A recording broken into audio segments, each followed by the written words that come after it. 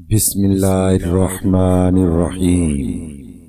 सूरज और उसकी धूप की कसम और चांद की कसम जब वो उसके पीछे आता है, और दिन की कसम जबकि सूरज को नुमाया कर देता है, और रात की कसम जबकि वो सूरज को ढांक लेती है, और आसमान की और उस जात की कसम जिसने उसे कायम किया, और जमीन की और उस जात की कसम जिसने उसे बिछाया, और नफ्से इंसानी की और उस जात की कसम जिसने उसे हमवार किया, फिर उसकी बदी और उसकी परहेजगारी उस पर इल्हाम कर दी।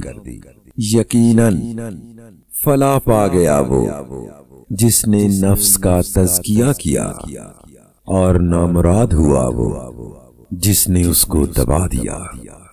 समूद ने अपनी सरकशी की बिना पर झुटलाया जब उस कौम का सबसे ज्यादा शक्की आदमी बिफर कर उठा, तो अल्लाह के रसूल ने उन लोगों से कहा कि खबरदार, अल्लाह की ऊंटनी को हाथ न लगाना और इसके पानी पीने में माने न होना।